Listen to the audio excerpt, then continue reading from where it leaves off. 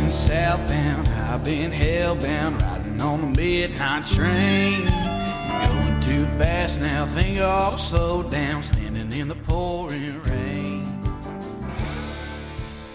What's going on, guys? Tristan and Tony here with the One Hell of a Life Outdoor Podcast. What's going on, Deb?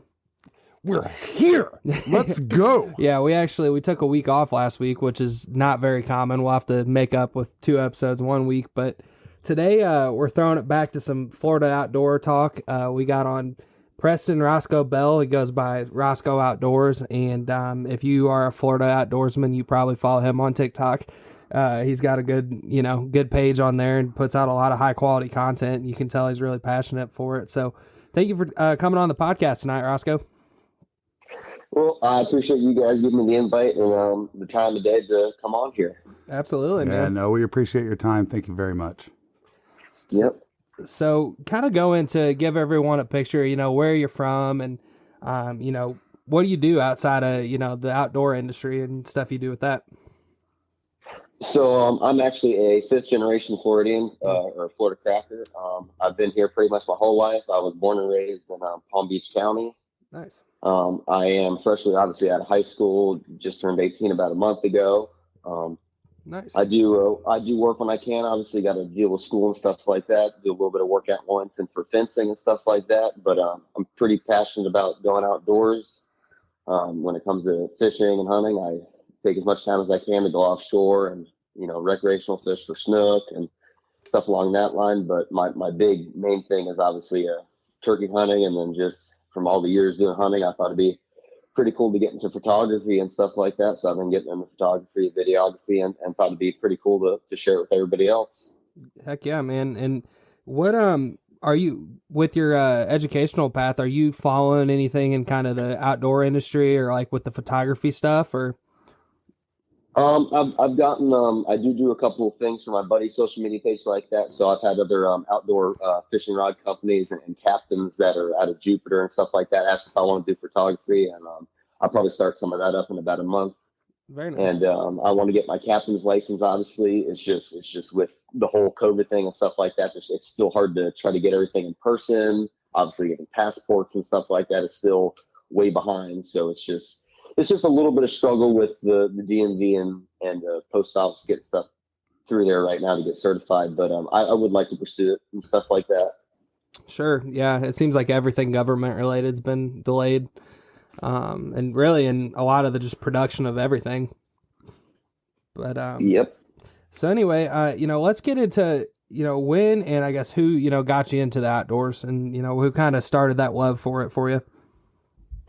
Well, I've been in the outdoors since day one, from going on buggy rides and stuff like that with my dad, airboat. I mean, there's photos and videos of me being inside trying to think whatever those hangers are called that babies hanging on your chest, but little carriers. I've been in one of those. There's photos of me on an airboat doing that, and then my dad used to take me to their hunt lease in Mizell Island all the time when I was little, 3 years old. Sitting on the ground and turkey hunting, stuff like that at a very young age, and then the more years that went by, obviously I got to get introduced to shooting and stuff like that, and then got to actually get into hunting. So probably my dad is probably who really got me into it. Nice. Yeah, it's definitely a blessing, man. Like, like I'm sure you have friends and stuff that you and your dad have probably gotten into hunting, and it's similar to how I feel. Like, I got friends, where I was going, I guess, that they're like, man, it's awesome that you guys, got me into the outdoors and all this stuff. And not that like they're hating on their dad or anything, but their dad just isn't outdoorsy or whatever. And then it's kind of through, my dad and me has kind of allowed somebody else to get into the outdoors. So I'm sure you've probably seen that same kind of thing. For sure. It's just the more people, you just got to get more people into it. 'Cause, I mean, it is one of the dying sports out there, because every year it's less land and less land and less places to hunt. So it's the more people we can get into it and fight the good fight helps out. Especially in Florida, man. I know Florida is just one of those states that's got one of the biggest uphill battles of any state, really. Well, it is because they're trying to put in 0 lots everywhere. They're trying to get more houses because everybody up north is coming down here and trying to live the Florida dream. And it's just Florida's a swamp, and there's swamp people that want to do swamp things, and it's just we want to keep it that way. That's a good way of putting it.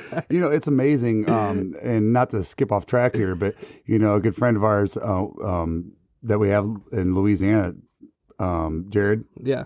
He does this history piece on the Louisiana marshes and things like that, and how all of the building has changed it and just wiped it out. I mean, it's like something when you watch it, you feel like you should be hearing like, some kind of famous narrator in the background. Because, David Attenborough. Yeah, David Attenborough or something. I mean, it's incredible that I had just learned of this. I mean, the millions of acres that are gone, and we're seeing the same thing in Florida. No doubt about it. I mean, we saw it firsthand in St. Johns County, no doubt, Yeah. And it's scary, man. It really is. And so we really, especially you younger folks, you guys are the next big wave, the big generation of conservation. And if we didn't have people like Travis Thompson and Delta Waterfowl and Ducks Unlimited and the Cattlemen's Organization and all those very strong ones that are down in Florida, NWTF, the list goes on and on. We would be in a big herd of trouble, and there should be more of an emergency bell going off right now, especially for all y'all's, the younger generation. It's scary, man. I mean, we got to come to the table with our fists up and be ready to fight for what we have. Mm-hmm. Yep. What'd you think of? I'm sure you saw the Florida Panther film. That seems like such a huge win for that wildlife corridor and all that. Mm-hmm. For sure. Yeah, Definitely getting higher population of those every year too, because they were obviously in a big decline. Probably about 10 years back, they were getting towards that hairy 800 population range. I'm pretty sure. Yeah, for sure. So, Roscoe, what's that one thing, when you wake up every day, what's that one thing that's your driving force? Is it, and I don't want to tap too much into your personal life. If I do, then just tell me to shut up. But seriously, like, what's that driving force? One thing I'm always curious about with people is, what makes them get out of bed every day and do what they do? Because one thing I will tell you, I'm not trying to play pawpaw on you or as 51-year-old guy sitting here, but I can tell that you've been raised, you're very mature for your age. And that's one thing Tristan's always been for years, has always been what you call, we call that, what's that saying for Old it? soul. Yeah, an old soul. You know what I mean? And I can just tell by just a few minutes talking to you and your success as a young man that, you got a sharp head on your shoulders. What's that one thing that gets you driving every day to do what you do? The biggest drive every day is the fact that I woke up. No day is promised. Obviously, the first breath you take in the morning means that it's a great day. No matter what anybody says, whatever anything happens, it's the fact that it's a new day, a new beginning, new start, and that you woke up. Mm-hmm. And I've definitely been told I'm a little different than most people in my generation. Definitely told I'm a older generation person, more, everybody said I belong more with people that were born in the 80s, stuff like that. Obviously, I have a mullet, so that's another thing that's a little different. Hey, bro, we created the mullet. It's coming back a little bit, man. No, it's definitely an acquired taste to grow on and commitment. I would look funny as hell with a mullet right now, dude. You ought to like flash one on me right now. You'd like have a skull. do a little like video piece, Tristan, and throw a mullet on this bald ass head, dude. It'd be funny. Yeah, there you go. So, Roscoe, I know you're a huge turkey hunter, and just from following you for, through TikTok and stuff for the last year or so, just the content you post is awesome and really high def quality stuff. Can you kind of go into your love for turkey hunting and just, obviously the Osceola turkeys, no secret, it's a unique opportunity down there in South Florida, and just kind of go into some of that stuff. Well, obviously my love for turkey hunting is just, there's no way to explain it. It's just, that's just my favorite thing in the world. It makes the shake the hardest, makes your heart beat the quickest. Mm-hmm. And it's just an animal that'll really kick your ass if you don't pay attention to it a lot. It's not like a deer. I mean, right. People will get butthurt about, because everybody has their own thing. Mm-hmm. Whatever your favorite thing to hunt should be whatever makes your heart pump the fast, makes you happiest, something that'll bring your true emotions out. even though you're a man and you're going to try to hide them, hunting will get you to that point. Good point. So turkey is definitely the thing that does it for me. If I hear a gobble, I'm already shaking. It's not like a deer where I'm like, all right, it's at 200 yards. All right, let's shoot it. That just doesn't get it for me. It's that so thing. Turkey is definitely the thing for me. It's no disrespect to the ladies out there, but it's that one thing that makes every guy scream like a little girl, right? That's where you're really getting to. Mm-hmm. Go ahead. I was gonna say I'll choose to go chase turkeys in the woods any day of the week and chase a female for sure. Well, you don't have to worry about that. Well, never mind. I'm not going down that hurt your feelings rabbit hole because I've had a lot of turkeys hurt my feelings. Yeah, that's true. So when it comes to, hunting Osceolas down there, I know like we got some friends that kind of hunt south or like more like central Florida, and they get a mix of Eastern and Osceola. Is there any difference, like strategy wise with those two, or is it basically the same? Well, when it really comes down to it, a turkey's a turkey, and you're going to be able to really trick them the same way either way. But there's a lot of different things. Our birds down here are smaller weight. They're more weary. Mm-hmm. Obviously, we got to deal with a lot more swamp than other states. Even more North Florida, they don't have as many swamps as we do down here. It's hotter. The weather is completely unpredictable every day. Mm-hmm. So it really just comes down to what birds gobble more, which birds gobble less. And I mean, if you're hunting on private land, you got them all baited up on corn, it doesn't really matter. But if you're an out-of-stater and you're going to come down here for public landing it, you just got to give it a shot. They're birds that just don't gobble as much as other birds. Now, if you're a person that just sits in a blind and waits for them to walk around the corner, it doesn't really matter if they gobble or not. You can hunt them the same way you hunt your Easterns, Miriams, and Rios. You can just sit there in a blind and wait for them to come along. Sure. But I don't use decoys out here because a lot of places down here, they were out of state. They do chip their spurs. They get a little smaller. Our birds down here are known for having really big spurs, so they break off the whole spur. And a bird without spurs is like a prison inmate without a shank. You can't fight without your shank. So True. If you have a decoy out there, their first stop there. I can't win that fight, and they will go the other way.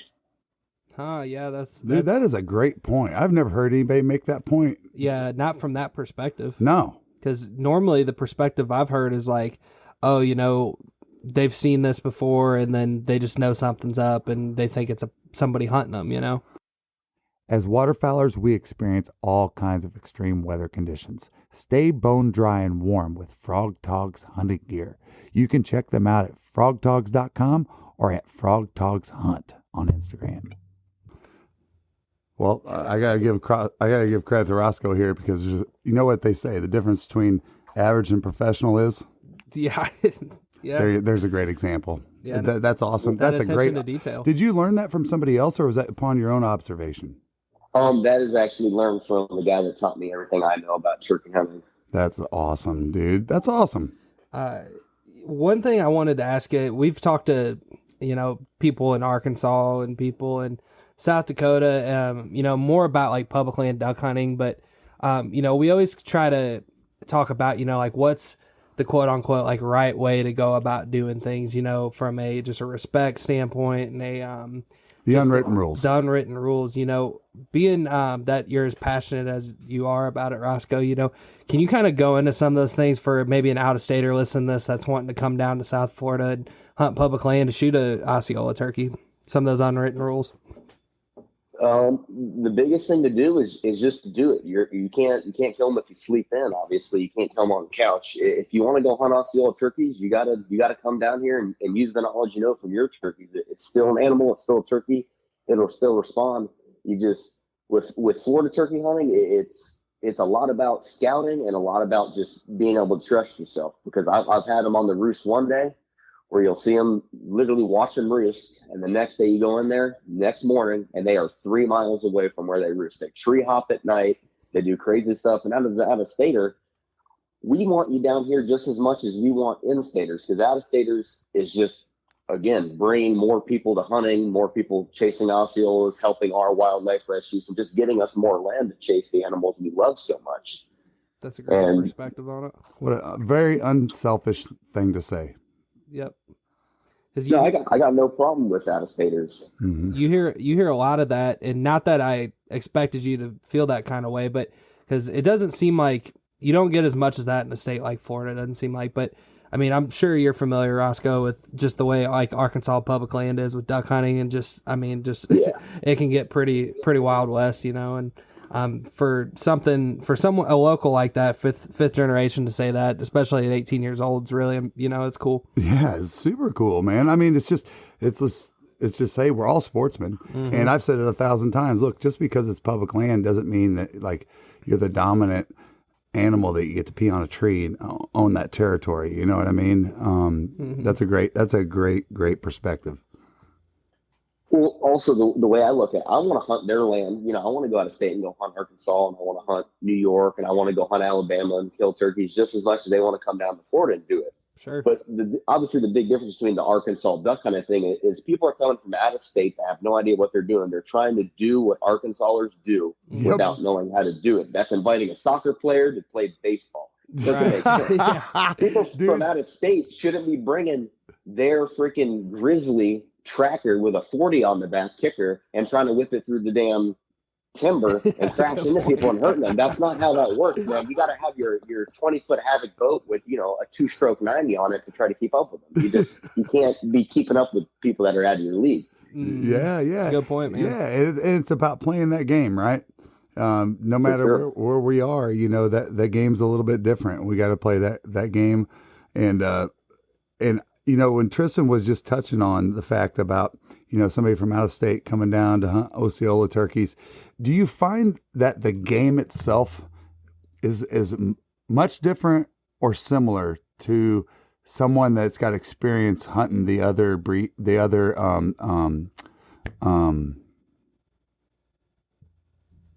Like species of turkeys? turkeys? Yeah. Yeah, The other subspecies. yeah. I mean, do you find that the Osceola requires you to approach it in a different way? I actually can 100% confirm that it's different, because this year I was hunting a public land place down here, opening day and opening youth season, and I'm not going to disclose where I was at. Sure. There's a couple places like Big Cypress you can go, which is probably the most popular place I would say because it's the first place to open up in the United States for turkey hunting. Most people go there. And in youth season, I was obviously guiding for my brother and trying to get him a bird for youth season. And we met a guy down there scouting for turkeys. He was from North Carolina. His name was Colton, and really cool guy. And he's been coming down here for the last either 2 or 3 years trying to finish up his slam. He just needed his Osceola and Miriam, and obviously he got his Miriam after he did get his Osceola this year. And he came down here.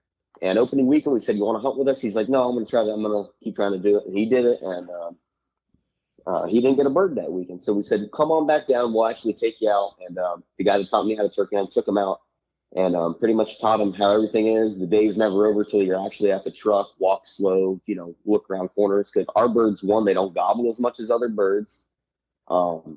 And a lot of people don't know is you know, our birds are a lot smaller. You know, a big gobbler is only 17 pounds here. I mean, if a true Osceola turkey is 16, 17 pounds, unless it's on corn, then it might be 19. But I mean, last year, not last season, but the 2021 season, I shot a bird that had over 1.25 inch spurs, had a 10.5 inch beard, and weighed 12 pounds. I mean, It's not a very big bird. I mean, that is a true Osceola that has touched no corn that's life, that lives off crickets, follows the burns when they're burning areas and stuff like that. You know, our birds aren't huge. I mean, if you compare an Osceola fan to an Eastern fan, the Eastern fan's got 6 inches on it all around the whole way. Yeah. So our birds, obviously smaller diaphragm. Our hens are a lot higher pitched. They're very high pitched. Our birds stay in the roost longer. I've seen birds stay in the tree till 11 o'clock in the afternoon before it's a little bit too foggy. They tree hop. They just do a lot of stuff that Easterns don't do. Wow. So our birds don't yelp as much in the South. They don't have that very yawky yelp, you know, yawk, because their diaphragms are smaller. So it's more of a, because, you know, they say key yuck. They have more of a key than they do have a yuck. They're more keying. So they make a lot more higher squeaky pitch. So soft talk is a lot more help than just walking around yelping. Our birds do a lot more clucking than they do yelping. It's very subtle, soft purrs, and they're always talking. They talk just as much as other birds. They just don't do it as abruptly. So if you are going to come down to Florida and try to hunt them, pick more of a ghost cut call, something that's more open. Don't pick up your raspy old hen that has a combo cut or a bat wing, because it's going to overpower, and the bird's going to know, there ain't no 15-pound hen walking around making that noise. So you got to trick them in that way. And obviously, a lot of people, they just call too much because they're from out of state. So they just expect birds to come the whole way in while you're calling. Wow, that's some really great information, man. And we're not like, when it comes to turkey hunting, we're pretty new to it. Like, I just killed my first turkey I shot one in the fall bow hunting in Missouri one time, where you can actually, it's legal there to do that, but first time shooting a spring turkey this year. And just to hear all that from my perspective as somebody that's not, the things I love to do, it's the newest to me, I just feel like that's really great information. Thank you for sharing all that. Yep, for sure. But so let's kind of switch gears. When we started, so one of our brands is Zero Duck 30, and that's our TikTok, and that's what we've started following each other on. And duck hunting is like probably our favorite thing. I mean, we grew up deer hunting in the Midwest, and that's got a special place as well. But when it comes to Florida duck hunting, I wanted to get into that a little bit and kind of just talk to you about how'd you get into duck hunting? Was it your dad or a friend? And just break down some Florida duck hunting. Well, Florida duck hunting is definitely an acquired taste, just because it's different. We have so many species, so many different types of ducks. Obviously, we're the lowest point in the East Flyway, so obviously we have birds that have been shot at since New York and Maine, getting shot the whole way down. But obviously we're a lot more tropical climate. It's hotter. Birds aren't going to fly as late. We have a lot more sun. We do get water a lot more in other states, so we never have a problem with actually finding water. That's good. But the people that got me in it is my dad. My dad did a lot of hunting, but the person that obviously got him into it was my grandfather. Was his bread and butter for hunting was bird hunting. So he obviously did snipe, dove, etc., duck, obviously. Mm-hmm. And that's what really got me into duck hunting, was just going out there hitting the SCAs with a kayak, and a canoe. Yeah. No, and it really is such a unique environment. I'm sure you run into it all the time too. You're talking to somebody and you're just casually like, yeah, an alligator ain't my bird or whatever. And they're like, hold up. Like, you're out there duck hunting with alligators, and just people just from different flyways just, look at something that we see as just an everyday thing as, they're like, that's a deal breaker. I ain't going.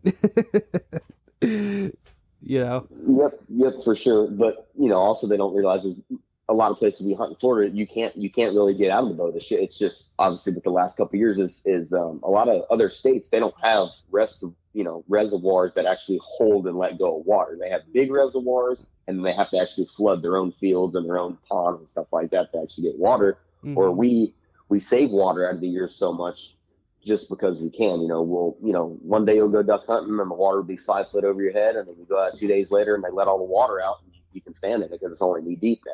It's just such a unique environment, and the birds are always throwing you a fastball, and you're just trying to figure out how to swing on them. Yeah, no, that's a good point too. I mean, it's with the amount of water in general in the state, how much these birds can move. It's like, we've talked to other people, and it's like, oh yeah, you can be in an area where you have all the right food, all the right environment. It's just the birds don't want to be there for whatever reason, It's just It's crazy. And we have a lot of unique environments too, because we have coastal birds, which a lot of states have no idea what that even is. We have coast, we have West Coast, East Coast, mm-hmm. We have saltwater.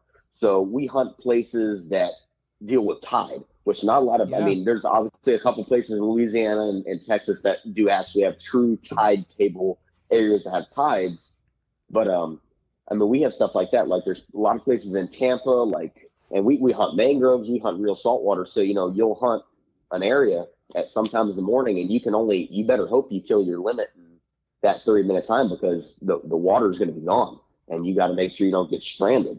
So you got to time your stuff out, look at the moon to see how high the water is going to be. And there's just so many different things that has to do with our birds. And we have nocturnal birds. You know, we have whistling ducks that feed at night, where it's, you know, you got to target one for 15 minutes, and then you got to switch your spread up and target, you know, more puddle ducks.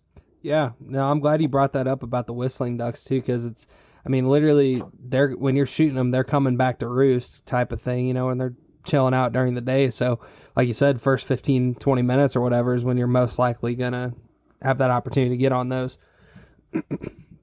Yep, for sure. Yeah, we've been the casualty to, not in Florida, but we hunt a spot in coastal Georgia that we've been the casualty to getting our boat stuck on a dike because we played the tides wrong. Yeah. Let's just say you want to talk about cutting your teeth. Yeah. Bro, bring your boat down to Florida and go out and try to hunt some sea ducks or some divers. All right. And go out in some of these coastal areas. Oh yeah, we did that this year too. Yep. Go out and chase some scotters. Go out and try to do some of this stuff.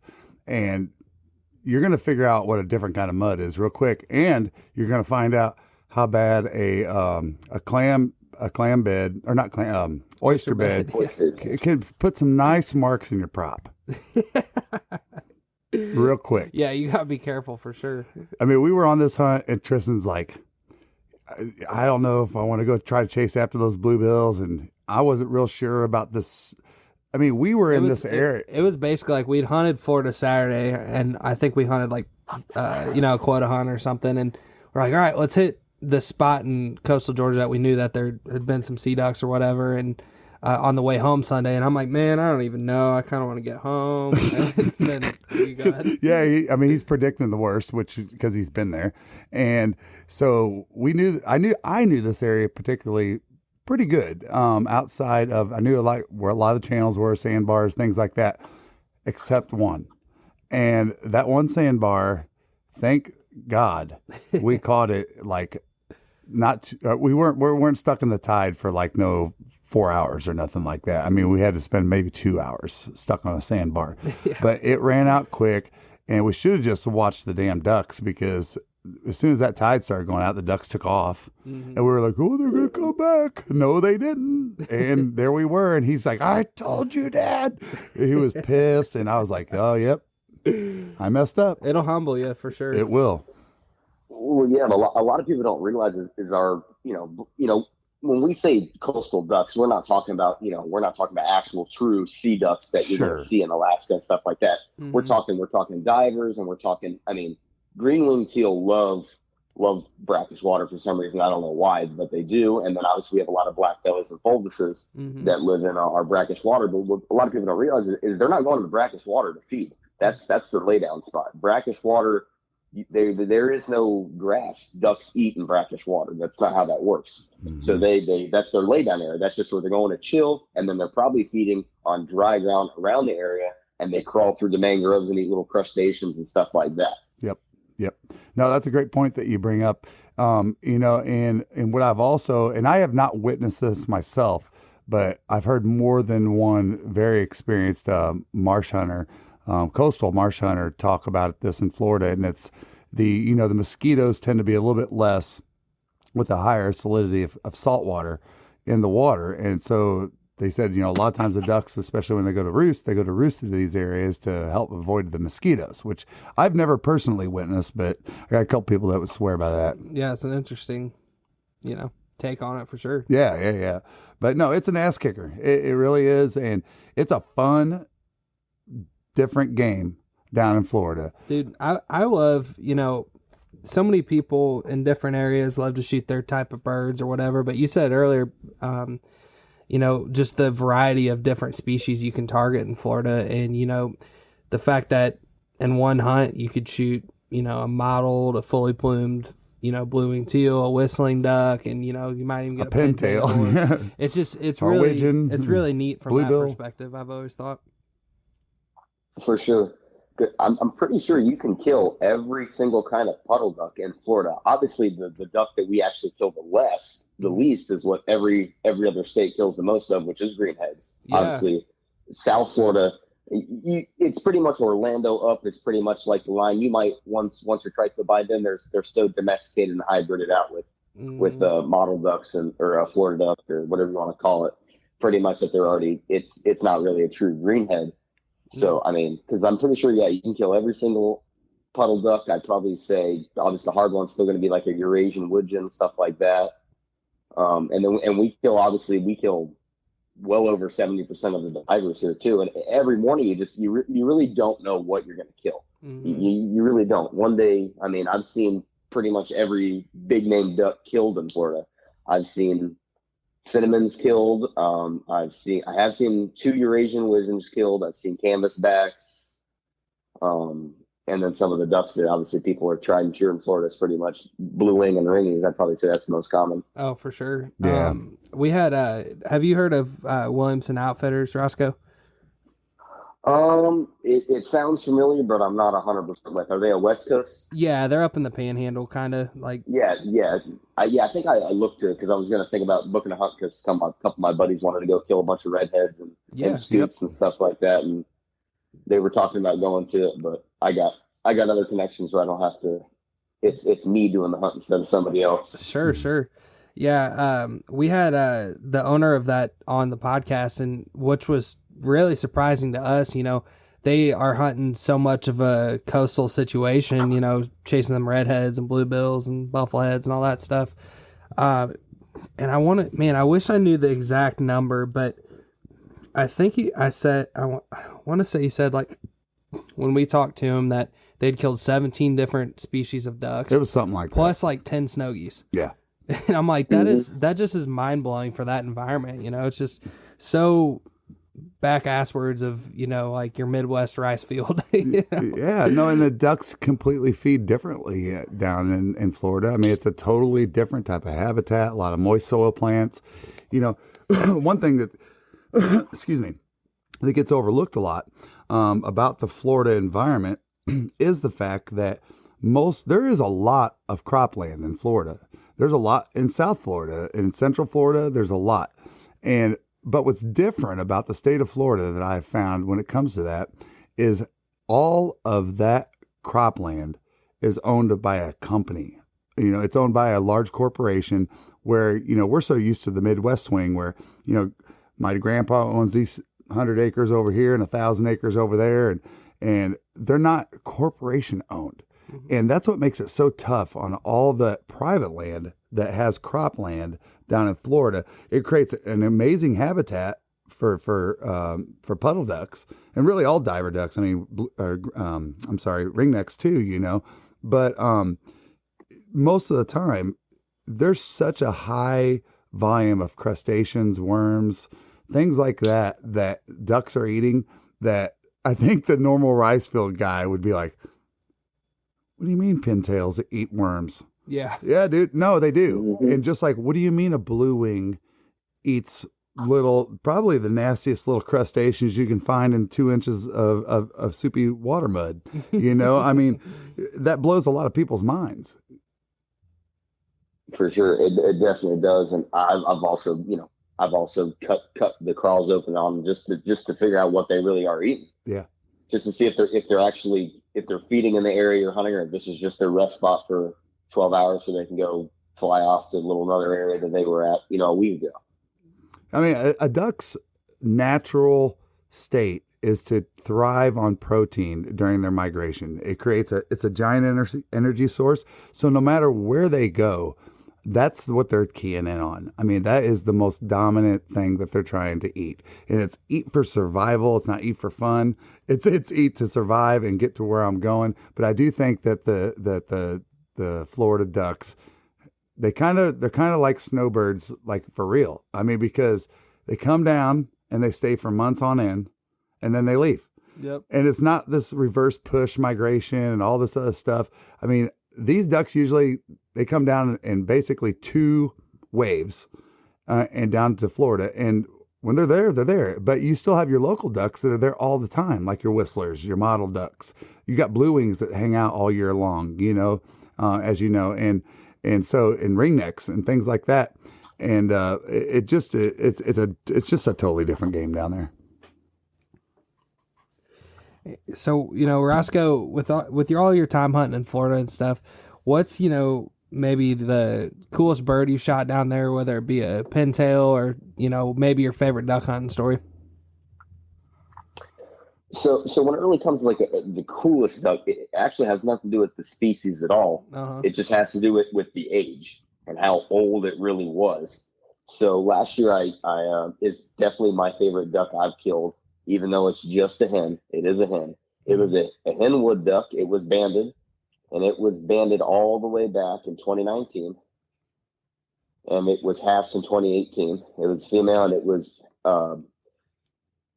banded all the way in Moncks Corner, Berkeley County, South Carolina. That's awesome. And it came all the way down to Kissimmee, or like Osceola County, and that is a 5-year-old duck, which the life expectancy for wood ducks in the wild is 4 years. So killing a 5-year-old duck that's for a wood duck is crazy. Just thinking how much it's flown and the age of it. The band was almost completely worn off. The one Wow. I had to actually type in a different number because when it first came up, it was a completely different duck, completely different species and all. And I actually had to guess the number a couple times. It was a 7 instead of a 1, but it wore the 7 off. Wow. Did you, I know a lot of times like those older ducks, you start to see like hormone things. Did that duck have any sort of like, where it was starting to develop some like male traits or anything? Not really. It was just, it did, I will say it's like a dog. It was getting gray in the face. The feathers were a little bit different. The feathers they weren't as soft. They were more bristly, but it was to the point where it was so you could see every cut, every detail on the duck because the feathers were just so matured and plumed. That's really interesting because I never really kind of thought of it that way, but this past year, Dad, the mallard you shot with or I guess it's 2 years ago, he shot a mallard in Arkansas that the tail feathers were all like white and black versus like, they were like almost like checked white and black versus the curls. Mm-hmm. Yeah, the curls versus just like, a black looking And it was curl. a giant bird. Yeah. I mean, I remember going, dude, fat daddy. I mean, when I shot that thing out of the air, I like literally went running after it immediately just because I was like, dude, that's the biggest mallard I've ever shot. Yeah, and I wonder if that's the same kind of deal with that one. That's that dog right up there on the wall. We just got him back 3 days ago. Yeah, we actually just got a bunch of ducks back from the taxidermist last week, so we're pretty stoked about that. Yeah. My first modeled Drake. Yeah, you'll probably get a kick out of this, Roscoe. We hunted at this place in Northeast Florida and shot a few green wings early or whatever, and there's this part of this WMA that you can go kind of pond hop these different ponds in the inside of this area, and you can tell the story, Dad. Yeah. It was just basically an area that it wasn't off your normal tide of brackish water that would fill this water. You had to have an extra rain, and we knew that some of these areas, these flats, would have a couple inches of rain in them. And we got done with the morning hunt, and I'm big about. And you can go back and watch one of our videos. I can't remember what the name of it was, but the only ducks that me and Tristan killed was because we stalked them. Because we set up, we had the most beautiful spread that you've ever seen, dude. Set up right where the ducks were the day before. No. And they didn't come there. They took a turn and went down the other way. So me and Tristan went after their ass. And we do you want coffee that doesn't suck? Get the Duck. Dirty Duck coffee is made specifically for the waterfowl enthusiast. Enjoy flavors like Morning Wood, Dark Dynasty, Cinnamon Teal Snickerdoodle, and First Flight to unlock the flavor that you'll enjoy in the blind for years to come. Our friends at Dirty Duck Coffee Company are now offering all Zero Duck 30 followers a 15% discount when you use code ZeroDuck15 on your next order. Shot him. But anyway, point being, I'm sitting there, we got done with the morning hunt. Nobody's got their limits. I go, dude, come on. We got time to hunt this particular area. We could hunt until noon. And we took off and just started sneaking up on some water. And dude, I freaked. I was like, I looked up over this bush and I'm like, oh, dude, there's a drake and a hen sitting right there, dude. I'm like, no way. Like 15 yards. And so I didn't even alert any of those guys because I was just like, nope. I'm not messing this up. And I went over there and I actually jumped him off the water. because I didn't want to water swat him. I don't know. But I jumped him off the water, and I felt so proud of myself because there was 2 ducks right there. And dude, I had the beat on that yellow bill like you wouldn't believe. I was like, no orange bill, yellow bill, bam, and smoked it. And one thing that's cool is I got it up against my mallard on the wall over here. And I'm just curious how many people, if I didn't say anything, would come over here and just go, oh, he's got a hen and a drake up there. Yep. It wouldn't even notice. You know what I mean? You get, you may have heard this too, Roscoe. A lot of people mistake models for black ducks, it seems like. Yeah, more than you can ever imagine, or they just obviously, oh, that's a hen mallard or whatever. They say it all the time because I got one mounted at my house too as well. They say the same thing. For sure.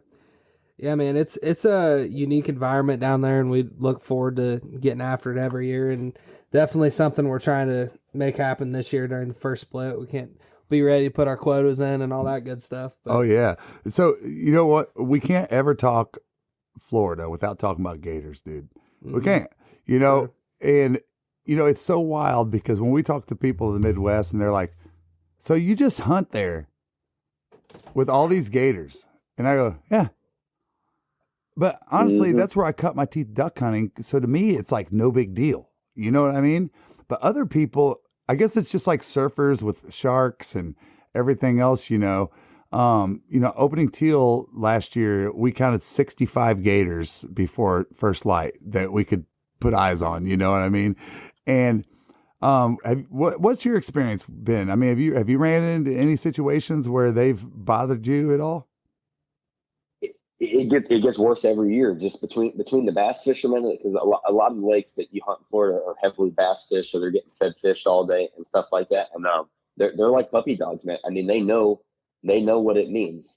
I mean, as soon as you pull your boat up and you start throwing decoys out, they'll hatch up and stuff like that. And you got to be careful because they will eat every single duck you have in your spread. Yep. If they don't really mess with the decoys, but they will eat every single floating duck that you shoot and falls down if you let them. You're darn right. It's crazy, and it gets worse and worse every year because people. I mean, it used to be you pull up to an SCA or you pull up to a lake ramp and everybody had their dog with them, and then now you barely even see people take their dogs out anymore. Yeah, I don't blame them. I mean, it is crazy, and some of these, and there's more. When I've seen the public lands in Florida, there's definitely more larger gators the further you go south. I mean, it's just the way I've seen it, and it is a different ball game when you're out there in the water, and you know that you just saw a gator on the bank that's like 8 foot, 9 foot. You're like, all right, he could toast me if he wanted to, but dude, nothing is more frustrating than gators going after your ducks. Well, this year I had one that was going after a duck. I said, hell no, it ain't happening, dude. And I just unloaded the gun, not at the alligator, but in the, let the gun loose. He didn't flinch. He didn't flinch. He was just like, I understand what you're trying to do, and I'm going to go take your duck. And that's what he did. And he ate it and took off. Well, I mean, that's the even bigger problem is they've been shot at so many times to where if they don't actually catch, a pellet to the face, they don't care because there's nothing you can do to them. They know it.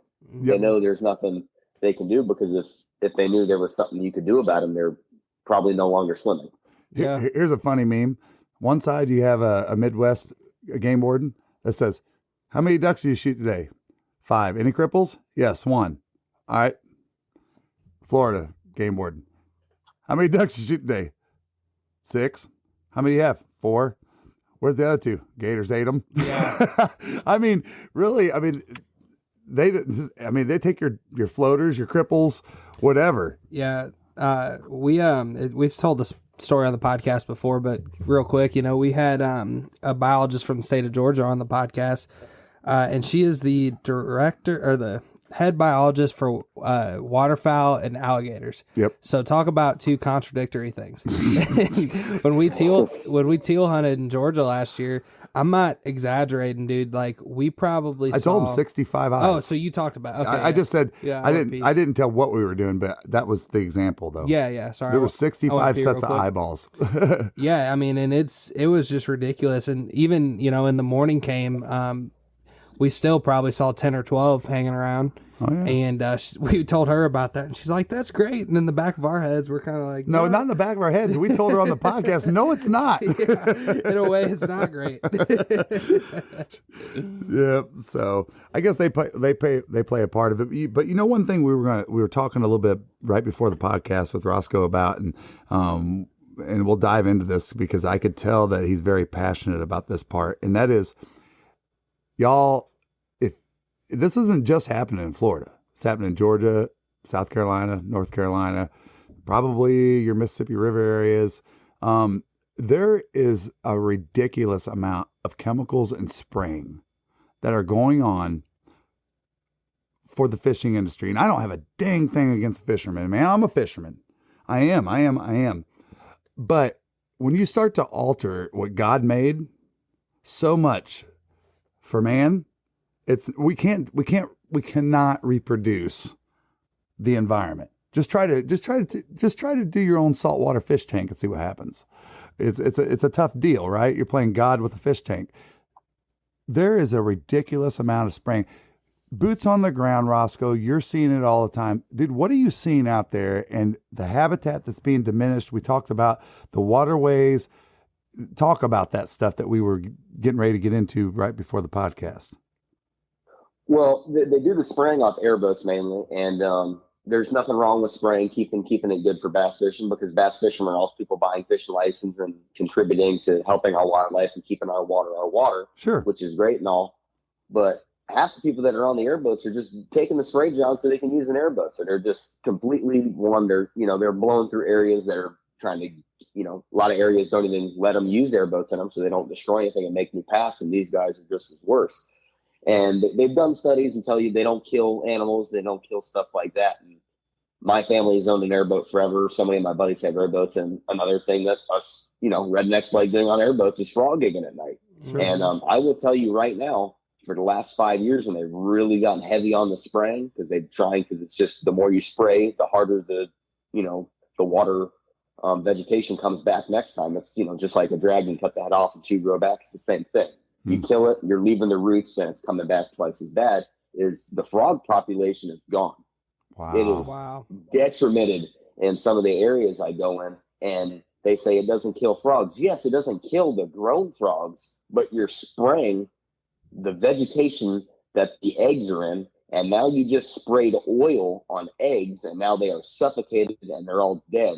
And there will be, you can't even breathe. There's so many bugs, and the water's up high enough. It's a full moon, and there's no frogs. It doesn't add up, and it's just because they're just spraying so bad that it's just killing them all. Well, I would imagine too. It's a double-edged sword because you're getting rid of temporarily that habitat, but a lot of those frogs and stuff are using those weeds and underwater vegetation as like cover and stuff. Now they're getting smoked all the time by gators and bass, and not counting what you just said about the chemicals. I'd imagine it's all things kind of converging on them. Dude, and that was something that blew my mind, because coming from the Midwest, like bullfrogs was the deal, right? I mean, like we went frogging, smoked bullfrogs. I've always been a giant amphibian reptile guy. And Tristan has been. That's one thing we've been doing, catching tadpoles as kids, whatever, all that, right? I was mind blown. And I said, I know you heard me say it several times, Tristan, when we were in Florida. Yeah. I'm like, dude, where are all the bullfrogs? Yeah. I mean, I couldn't believe it. And I'm talking about freshwater areas too, And we even went exploring in the swamp behind our house. There was a nature preserve. And we identified probably I don't even know, over the course of a couple of years, maybe 15, 20 different types of frogs. Never one bullfrog. Not one. Not one. And so I have to say, I didn't even think about it until you brought this up, Roscoe. Man, it's true. I've seen it with my own eyes. How does that make sense? Dude, we got more water than probably, close to Michigan maybe. But yeah, right. Or is it Michigan's the land of lakes? Yeah. Yeah. But we got so much water in Florida, and that's. So if you're throwing that off, it's just like what happens when you take the bees away. It's you're taking away part of the natural ecosystem. Exactly. And it's not because there's been like an overpopulation of egrets and and blue herons and things like that. No, because they're probably suffering as well because of that. True. Well, it's like, I'm sure you've heard, Roscoe, like the pythons and all that stuff down in the Everglades. Like, I've heard something like 90-something% of mammals are gone from the Everglades because of the pythons and gators and all that down there. Does that sound about right? Well, the problem is there's an increase in, there's increase of population of predator, and the wildlife they have to hide in keeps going down every year. So if you're going into war, if you blow up all the villages and you bring in more guns and they have a small area to live in, it's easier to kill them. Sure. It's pretty much, we're creating wildlife war and making it easier for the enemy. Mm-hmm. Sure. Yeah. No, that's a good point. I guess, we've kind of covered the negative Nancy side of the Florida outdoors and stuff. And obviously the whole reason we're having this podcast is because we're all positive, or we all love Florida outdoors for the beauty it is, man. And I just kind of, for people listening that have never, been anywhere Florida outdoors, if you're going to give your best 60-second Florida outdoors commercial, Roscoe, what would you say? It would definitely be a lot to take in 60 seconds. Yeah, but take as long as you want. Well, it takes 60 minutes if you want to, bro. It just needs to come down here and just do it. Just be nice people. We don't bite. We might look like we bite. We're pretty much like an animal with rabies, but we're not going to bite you. It's pretty much the same thing. Like, you still don't want to touch it, knowing you're not going to get the rabies. But that's pretty much the way Florida people act. And the way you're going to look at them is pretty much the way people look at a wet possum. It's pretty much the same thing. That's how I'd put it. So you just got to come down here. There is nothing more. I know so many people, if you just looked at them and say, hey, man, I'm from out of state. I'm from North Florida. I'm a city boy. I have no idea what the hell the swamp is. They're going to go head over heels, grab you, throw you on their damn buggy, throw you on their airboat, and you are going to have a night you're never going to get. You're probably never going to get on the airboat or buggy again, but you're never going to forget it. That's something I've yet to do, is the airboat thing. It's just all been surface drives for the most part.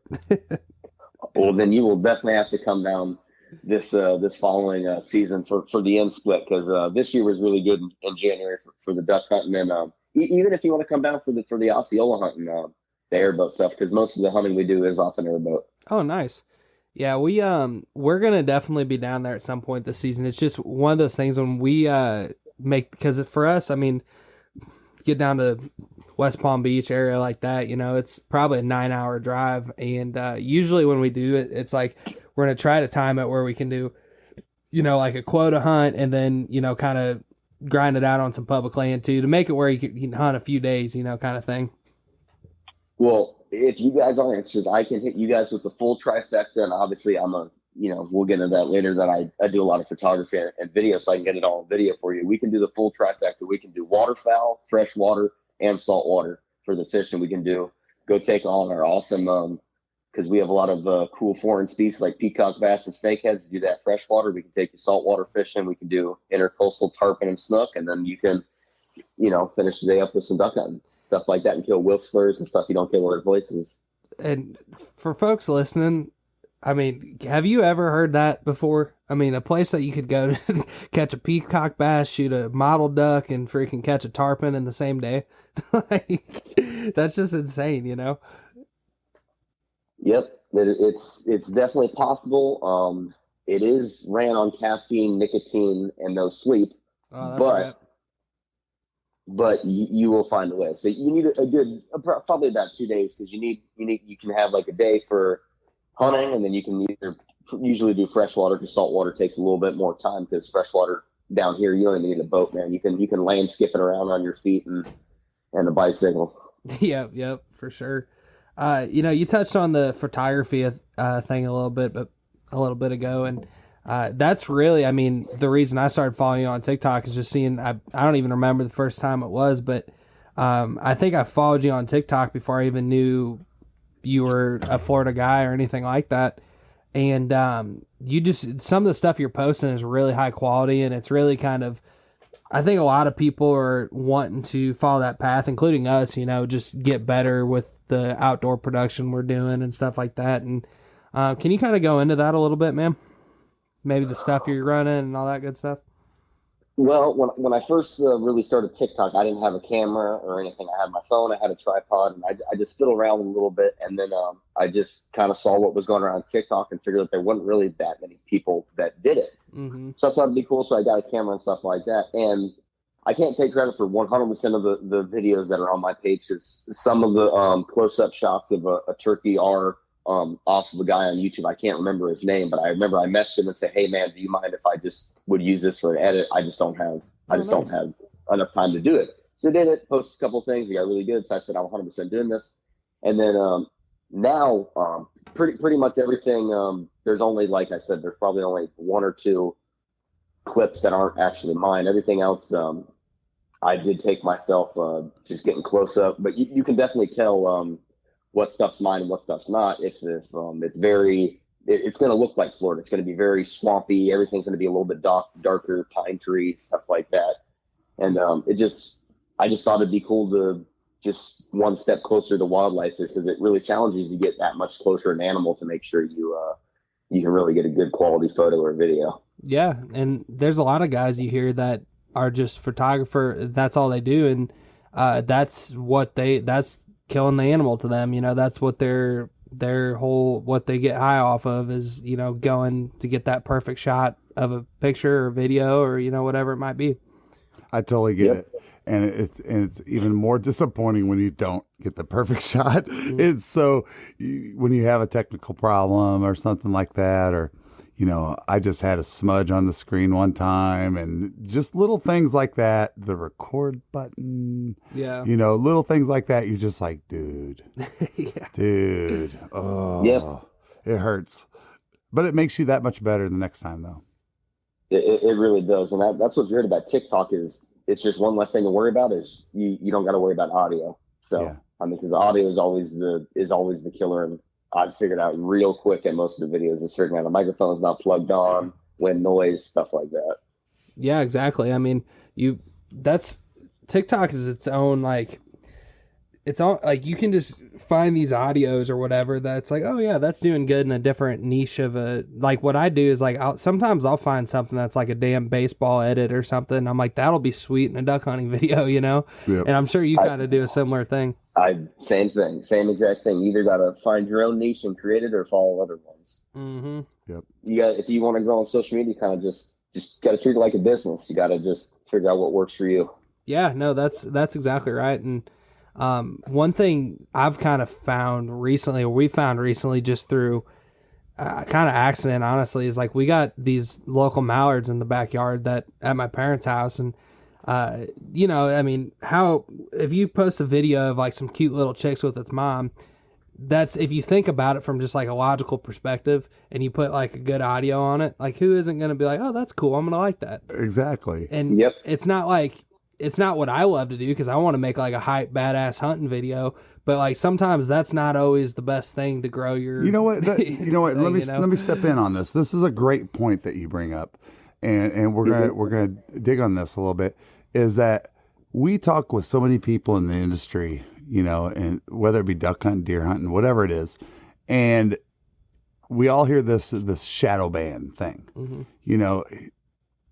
We're not being shadow banned. You just got to play the crowd that you have.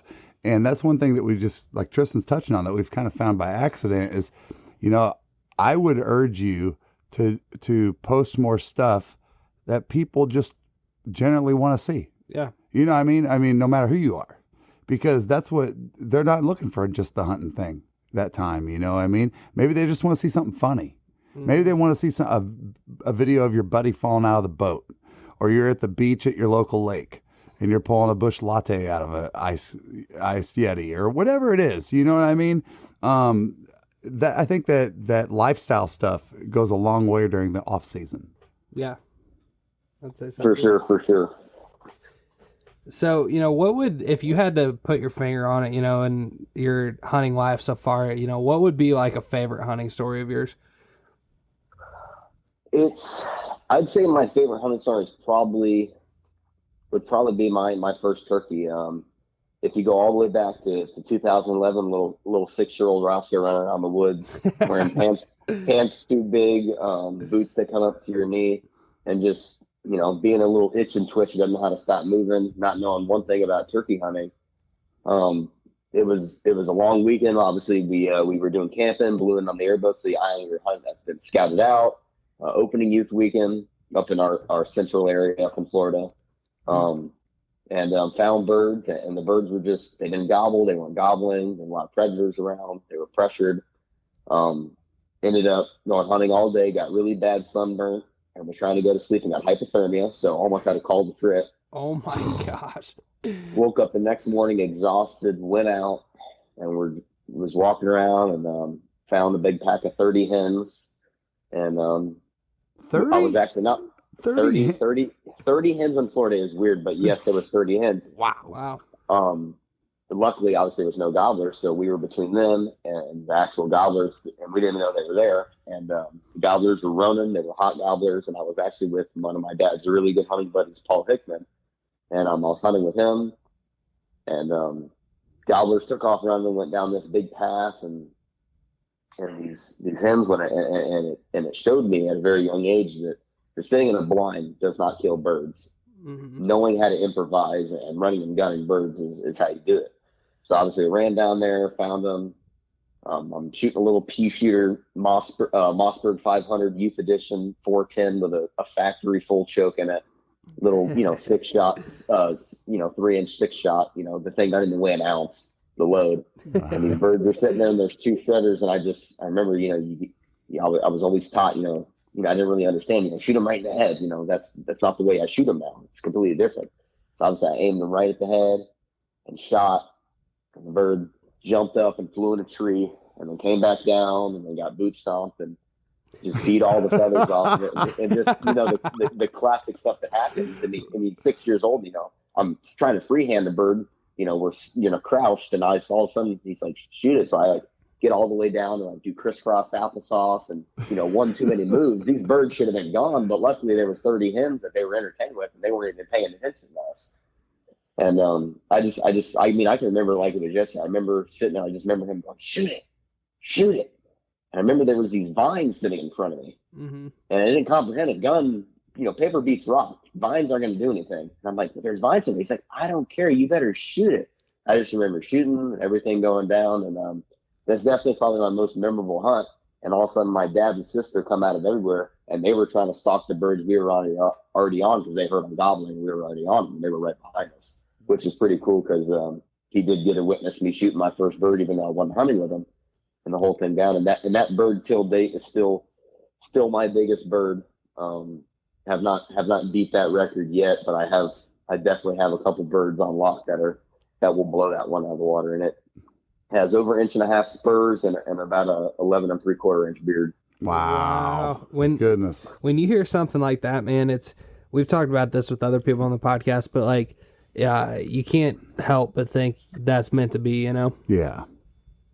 If I can end up finding a picture, because you're talking back when, this is like iPhone 3. So, right. Everybody had at this point, this is, Samsungs were a thing. So if I can end up finding the picture, I will send it in. It's me wearing I was little, you're talking, 3 foot tall, whatever, mm-hmm. and these big boots. And I got a little old army hat on, and the birds fanned out, and it's missing like probably 6 feathers. But if I can find it, I'll send it in to you guys, because I do remember the bird was bigger than I was, because I remember carrying it and the head was dragging it down. I do remember that. Wow. Yeah, and kind of on that point, anything that, because we like to make little clips of stuff, and you see it on TikTok and stuff. If you have any pictures or whatever that you really like that we could use, if anything we splice up, feel free to send them over, because that'd definitely be helpful. And one thing also I want to touch on, talking about your dad, seeing you shoot that first bird. Me and my dad were just talking the other day, and my dad, we just realized it, has been there to see me shoot my first public land mallard, first mallard, it was on public land, first deer public land, and my first turkey on public land. So it's pretty cool to sit back and be like, have those memories like you just shared, For sure. Mm-hmm. Yeah, no, they've been It's some of the most cherished things you do, and it's a big fuel to why we do what we do, because it's not just your kid that you can change that time with. It could be a friend. Mm-hmm. It could be somebody you don't even know. You know what I mean? Just like you were talking about that fella that you guys met from the Carolinas. Yeah. You know, and he came down. You saw him trying to work hard, and you helped him out, and that's just really what we're out to do. I mean, it's just keep that passion going, man. And that's why I said from the very beginning that I could tell that, you know, as a 5th generation Floridian, you know, you've definitely had some great influence, and we're so thankful when we have that. But those of you that are out there trying to do what you're doing, whether it be fishing, hunting, whatever it is, you just got to get off your social media card and go out there and shake some hands. You know, go out there and try to do it yourself and just meet some people. It might be just going to the local greasy spin after you get done with the hunting or fishing trip, and you meet somebody and tell them what you're doing. A lot of folks are going to be out there to help you. So, no, it's definitely been, as a father, it's been just, I mean, take me now, Lord. Take me now. You know, before we get out of here, Roscoe, one other thing I wanted to get with you on is, you know, you mentioned that you're going to start doing custom calls, or you started doing custom calls. Can you go into that a little bit? So pretty much the guy, obviously, that taught me everything I know about turkey hunting and stuff like that. He's pretty well known in the turkey call custom industry. He knows all the big names for all the turkey calls. You know, the people that making the best pop calls, trumpets, and you know, diaphragm calls and stuff like that, owl hooters, etc. You know, he's known them all, and I won't throw his name out there just because it's like he's not an actual, you know, he doesn't do social media. I mean, he's 60 years old, man, so he doesn't really do any kind of stuff like that. And he's always wanted to make calls. He's just never had anybody to do it with, or really had the time. And now that he's getting more to like the retire age and stuff like that, I started talking to him, like, man, you know, it'd be awesome to make some calls, because, you know, the first time I really turkey hunted, he's like, you know, for you, he's like, I can't. Our partners at Huntwise are offering an exclusive discount for Zero Duck 30 followers.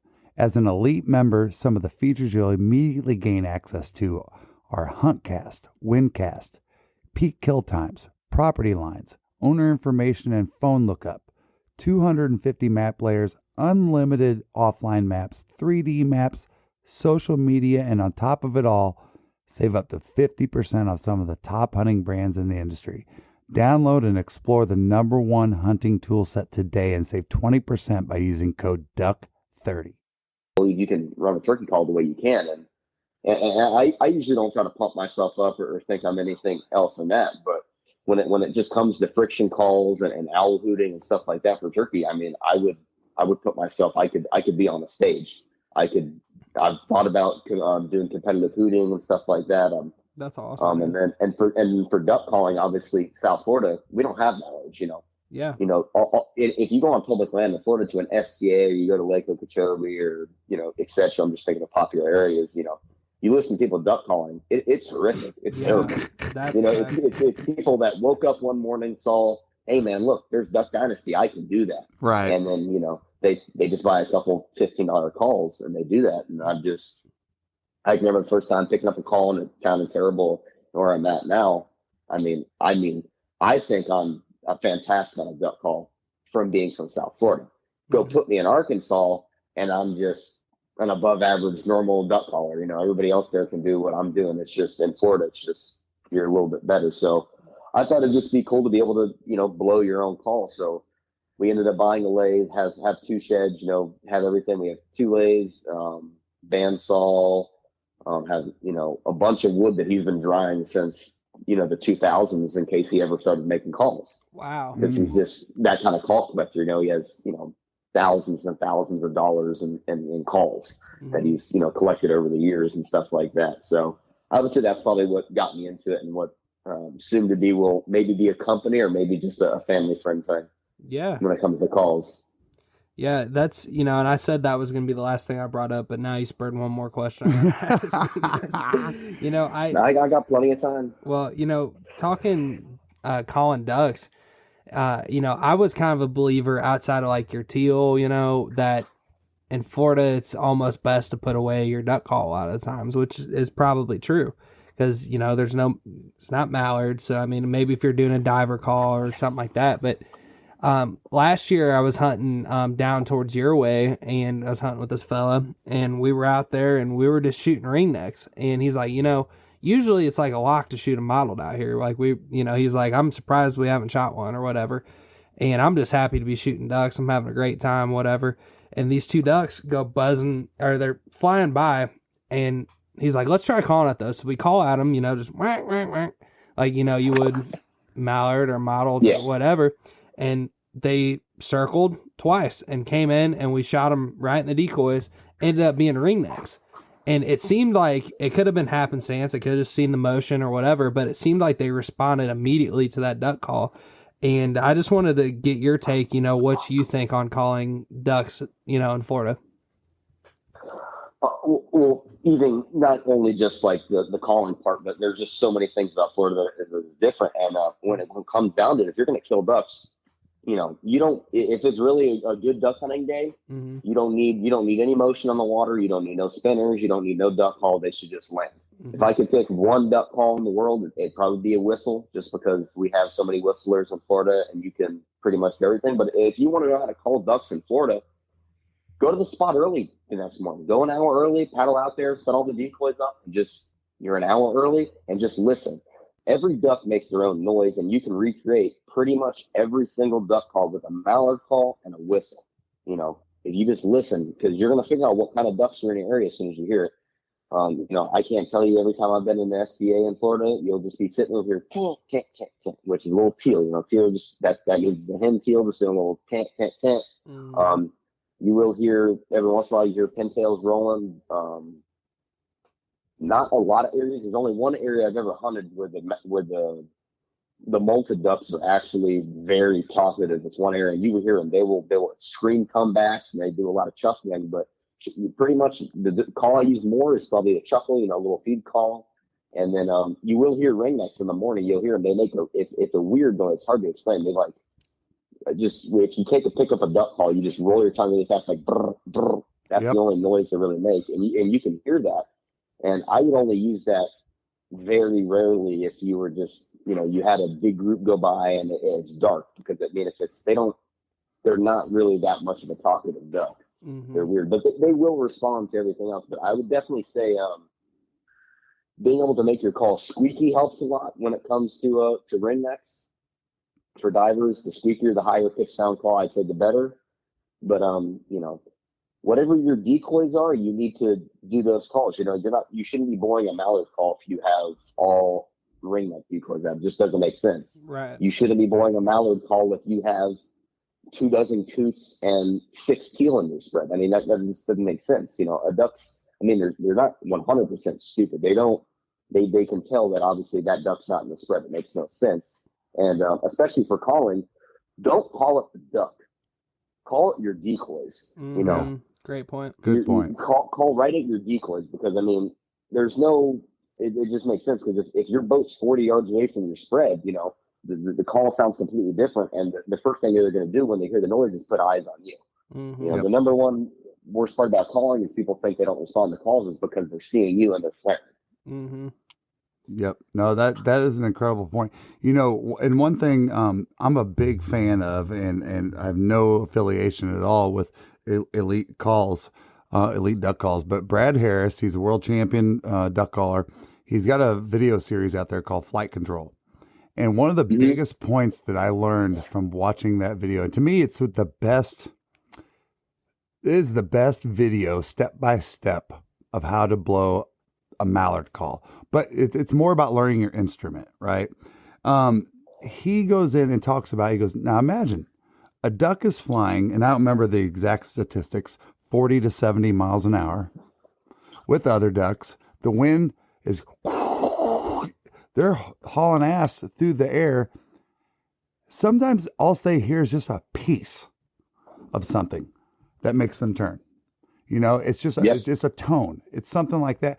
So many times I think, that we over exaggerate how good you really got to be sometimes. I mean, granted, I've definitely blown a duck call and sounded like like I never should blow it ever, for sure. But sometimes it's a bark. Sometimes it's a peep. I've done this with green-winged teal. We've had them in Arkansas, way up in the heavens, man. And I'll take my hands and make a funnel, and I will take that whistle call, and I will peep, peep, peep. I mean, super loud. And Tristan, you remember that time for sure that I hit them, and there was like 30 of them that said, and they probably just heard a slight piece of that. Mm-hmm. But I think the volume, where I'm going with all this, the volume of what you're portraying in your call makes a huge difference on how far away they are, what they're doing. We all know that, hey, hit them on the turns, that kind of thing. Slow it down. For sure. Yeah. So he makes just a great point think about what's going, the wind, the amount of sound that's going on for a duck as they're flying. They have incredible hearing, but it's something to take in consideration for sure. For sure.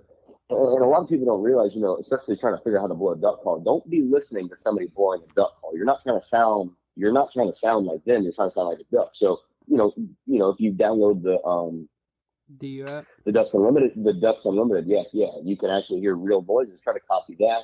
And just because you hit the duck and they don't turn doesn't mean they won't turn. Hit them with 10 different calls. I mean, sometimes they want a really loud hail. Sometimes they just want a really soft quack. Sometimes they want a squeak. Sometimes they want a hiccup, chuckle. And whatever you see them turn their head to, hit that again. And then hit it until they actually cup. And if they cup and they start uncupping, hit it one more time, and then they'll finish in the decoys.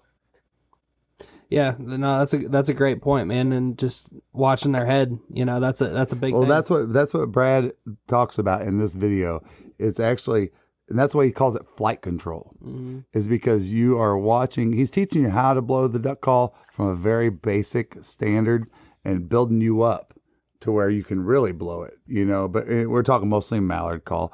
But there's a lot of times where a mallard call isn't necessary to bring in whatever ducks you got in, what I mean? And there's times where you blow a mallard call over a bunch of pintails, and now they're coming in, and you're not even blowing that pintail call at all. You know what I mean? So, it's definitely, I think that's one of the funnest parts of duck hunting is what is that sound, that peep, that call, that can change day by day. It can change minute by minute. Duck group by duck group. It makes it fun. But I think you make a valid point there, is to watch them. Put your eyes, and it's so hard. I saw a meme the other day that a guy was going through, like, the first time he takes somebody duck hunting, they're like, is that a duck? Is that a duck? No, it's a crow. Is that a duck? Nope, that's a heron. Is that a duck? Nope, that's a seagull. Is that a duck? Nope, it's a robin. Is that teal? Nope, that's a snipe. I mean, and he's going through all these things, and we all go through that, to where I remember when I was first looking at ducks flying, dude, I couldn't tell. I couldn't tell. And then I picked up on one little thing, is that ducks' wings always keep flapping. They're always flapping, so that was the one thing that helped me out, but you learn, the more you take the time to be that specific and watch them very closely in their behavior, I think it hits the nail on the head on the point you're making, Roscoe. Yeah, it's no different than, with the example you were talking about with turkey hunting in your area, the things that you picked up on those birds in your area. Yep. And that's what makes you such a good turkey hunter, and I'm sure a duck hunter as well. It's like those little things, the attention to detail. Yep. For sure. Yeah, the only way to really, YouTube's great and all, but the only way to figure out how to do something is to do it, A mechanic didn't learn how to be a mechanic going to school. He knew how to take apart something and put it back together, because he took it apart so many damn times. Yep, that's a great analogy for sure, man. Well, Roscoe, man, we appreciate your time. It has been a great time. We've really enjoyed it. And can you tell everybody where they can get in touch with you on social media and all that good stuff? I probably post to Instagram the most when it comes to just stories and stuff like that. I post obviously on TikTok a lot when I can. I just don't have trying to get content when you can. And then YouTube is probably the least amount of use it, and all of them it's just Roscoe _Outdoors. It's pretty much where you can find me on all platforms. Awesome, man. Awesome. Well, again, we appreciate your time, and we're actually going to turn around and put this out tomorrow, probably, just because we took a week off and we need to get a podcast posted this week and all that good stuff. So, yeah, man, we appreciate it. Yep, we'll be For definitely reaching out to you, and if we get down there in the South Florida area, you know, we're big about just you know, being sportsmen with sportsmen all year long. Yeah, exactly. You know what I man. mean? And if we get down in that area, maybe we can do some fishing, or if it's not hunting season, or if it's hunting season, we'll go out and shoot some ducks or turkeys or whatever we do. Or just grab some dinner or something. Yeah. Exactly. Yep. I definitely looking forward to that. I will definitely give you a time to remember, and hopefully it'll be so much to take in. You guys have to make a whole podcast about the trip. Yes, sir. Yeah, heck yeah, man. Yep. All right, man. All right, Roscoe. Thank you, man. Thank you. I appreciate it, guys.